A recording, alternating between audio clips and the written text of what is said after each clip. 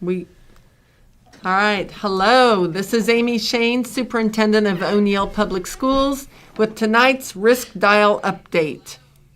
The North Central District Health Department has updated their risk dial for the week, and I'm happy to announce that Holt County is still in the green. As a matter of fact, I wore a green shirt to celebrate the fact that we're in the green, and my amateur broadcasting came out because I'm sitting in front of a green screen, so that's why it looks like I don't have a body. But I am celebrating the fact that we are green. That means that as we move towards our first day of school, next Tuesday, the 18th, we will be following green protocols. As far as masks go, that means that they are recommended for both staff and students, but not required. We will be taking temperatures beginning that very first day of school. We'll be washing and sanitizing our hands frequently during the day, as well as social distancing. I do want to remind parents that we are not having early outs this year on Mondays. We start school on a Tuesday, so that's not impacted. We actually dismiss at 1:30 of the first day to be as confusing as we can be. But Tuesday, you'll bring your students to school. They can arrive at 7:40, and they will be dismissed at 1:30 on Tuesday. After that, there will not be early outs. We are trying to take advantage of every single minute with our students this year. I wanted to talk a little bit tonight about end of summer activities. I know that before school starts, families try and do some fun things together, and I'm all about that. I think that's great. And there are a number of community events planned for later this week and maybe early next week. One is the second annual Back to School Night downtown that our Chamber of Commerce and our downtown businesses have put together. It's very important to support your local businesses. When you do that, please do it responsibly tomorrow night. Try to maintain social distancing, wear a face covering if at all possible, and let's make sure that we can stay green moving forward. The carnival is also coming to town, and I'm as big a fan of fun as anyone else, but I have to be honest and tell you this worries me a little bit. If you take your children to this event, please wear face masks and please bring hand sanitizer. Use that hand sanitizer before you get on a ride and after you get off. Try and social distance as much as possible, and hopefully we will remain in the green throughout the year if we take precautions such as those. Speaking of precautions, I wanted to remind everyone that we are going to be taking many precautions even though we are in the green. And we're asking our parents to be our first line of defense. Starting Tuesday morning, please check your child for a temperature and any flu-like symptoms, cough, shortness of breath. If they have any of those things or a temperature of 100.4, please keep them home. We feel like that's the best way to keep us all healthy, is if when we do get sick, we stay home. That goes for teachers as well as students. If your child does arrive at school and is found to have a temperature of 100.4 or higher, they will be escorted to an isolation room and parents will be called. And we do ask you to please try and pick your child up within 30 minutes of receiving that phone call. Do we want to stop the spread of any kind of disease?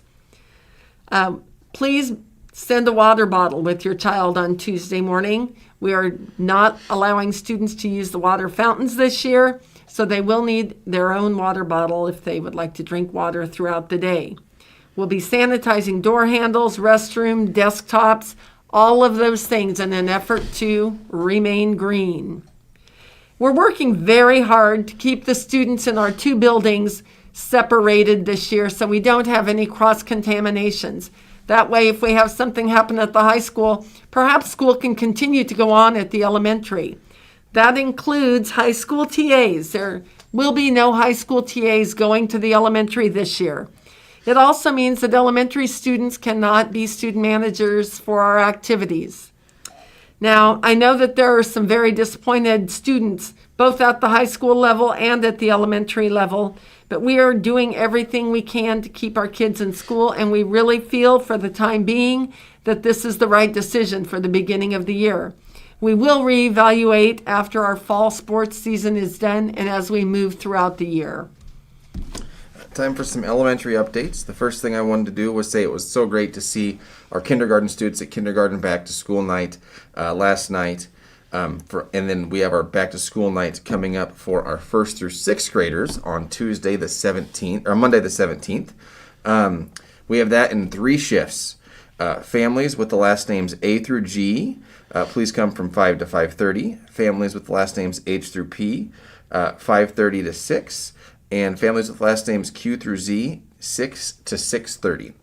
We ask that families attend with only one parent and only school-aged children if at all possible. We also request masks or face coverings and or social distancing while in the building. I would also suggest that you enter and exit through your oldest child's door, so that way you can kind of get used to where they're going to go in. Also, sporting events. Elementary school students are expected to be with an adult at all events. They will not be allowed to play games in open areas or in the sand. Generally, they are expected to sit with their families.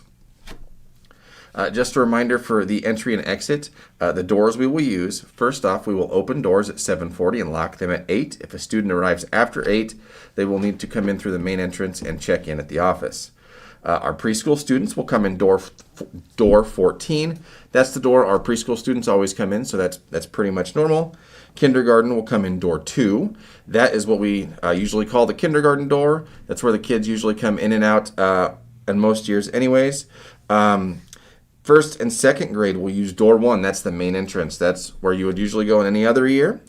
3rd and 4th grade will use door 6. That is the furthest northeast door on the building. And then 5th and 6th grade will come in door 4, which is the furthest northwest door on the building. We will have signs out in front of each one of these doors, so you'll be able to see them. And then we just really appreciate everybody using that because it's going to get kids to and from class much quicker than everybody coming in the main entrance. Breakfast and lunch. Breakfast starts at 7:40 and we'll go to 8 o'clock. For the first day of breakfast, we will send home a Swift K-12 email message, so be looking out for that here in the coming days for you to register your child for breakfast on Tuesday. Breakfast that day will be donuts.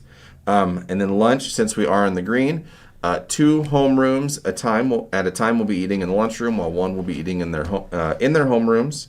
And then when they head to recess, they'll be with their grade level peers only, and the equipment will be cleaned between sessions. Classroom procedures, since we are in green, students will be with their homeroom peers for majority of the day, except for certain walk to read groups, special education, HAL, Title I, and ELL services. For specials, students will be with their homeroom only and will travel to the library, PE, and music. Art and guidance will be done in their homerooms. And when we're singing in music class, students will have their very own face shield to use, just to help stop the spread and all the droplets. Finally, when students come to the library, this is a little different when we're in green because normally students are allowed to check out 3 books. But because books are in a little bit of a purgatory for a little while, for about 3 days to disinfect, we're only allowing 1 book per student to check out at a time. But students will be able to check out the books that they would like, even if they're maybe not within their AR range, because we want students to love to read. And if it's a book they want to read, we're going to let them check it out. So just a few reminders for the high school. Entering and exiting the school, our doors will also open at 7:40. They'll lock at 8 o'clock. And so any student that arrives after 8 o'clock a.m. will need to enter through the main entrance. But at all other times, we have assigned doors for students to come in the morning and leave at the end of the day. Our juniors and seniors, we ask that you try to park in the west parking lot as much as possible and enter in the northwest doors. So the same doors you entered in last year for juniors and seniors will be the same this year, but the northwest entrance for 11th and 12th graders. Freshmen and sophomores, we're going to ask that you try to park in the angle parking on Hines Street, maybe a little in the parallel parking on Hines Street. and then in the southern part of the western parking lot. So you will enter school and leave at the end of the day through the activities entrance. So 9th and 10th graders enter and exit through the activities entrance before and after school. And then 7th and 8th graders, you're going to enter in the main student entrance. I know a lot of parents will drop those off through the drive-thrus, but 7th and 8th grade students will enter through the main student entrance. So those are the expectations for coming and going at the start of the school day and at the end of the day. When you get to school, students need to report to that first period class or the cafeteria if they're eating breakfast. If you're not eating breakfast, go to your first period class. Breakfast served from 7:40 to 8 o'clock. School starts at 8. No gathering in the hallways or commons areas. All students will have their temperature taken when they get to their first period class, and again around 5th period during the day.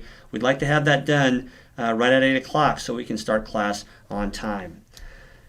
A few back to school reminders. Tomorrow is 7th grade orientation, starts at 11:30. Plan to attend with only one parent. So if I'm a 7th grader, I'm going to come with one of my parents, just me and one other parent, so we can keep those numbers down and spread people out. Also a reminder that 7th graders will be checking out their laptops tomorrow, so remember to bring your $15 fee payment and your completed and signed student handbook permissions form. You cannot get a laptop without those two things. Next Tuesday, on the first day of school, students will report to their advisement teacher's classroom when they arrive. Students will be able to see who that advisor is by the end of this week by logging on to PowerSchool. But if you have trouble with that or can't find it on PowerSchool, you're unsure, don't panic. We'll get you headed in the right direction when you arrive on that first day. And the first day schedule will be shared with parents via SwiftReach texting and email and messaging system, and we'll also share it on social media. So if you arrive at school on that first day and not sure where to go, don't worry. We're going to help you out. On the first day of school, we will spend that first hour reviewing expectations and routines that we're going to have to follow, things like how to take temperature and other important information. After we review those things, we will dismiss students to their first period class. We'll go through 8 periods. We have lunch built in there, and we do dismiss at 1:30 on that first day. Things are going to be different, and it is critical that we work hard to do the things that we can control so that we can remain in school for as long as possible. It's going to take a few days to get familiar with those routines and expectations, but I assure you we will get there. We have to come ready to go and be willing to do those things. So we are in green, 8-period day until we hear otherwise. We're going to move from class to class and do the best job we can to stay sanitized and social distancing as best as we possibly can. Parents, if you have any questions at any time, give us a call, but a big shout out to our students' parents, our staff that's worked hard this summer to give us kind of an idea of what that's going to look like. I think we've done a really good job with the things that we've had here on campus and throughout our district, so I think we're ready to go. Mr. Fisher, I wanted to clarify for all the parents out there, I believe 7th grade orientation is on Friday, correct? Yes, Friday, I'm sorry. Yes, Friday. on Friday. And they should be there at 11 o'clock or 11:30? 11:30 a.m. At 11:30 a.m. on Friday. 7th graders, we're excited to see you. As a matter of fact, we're excited to see all of our students. Thanks for tuning in tonight. We'll be back next Wednesday with our next Risk Dial update. Have a great day, everybody.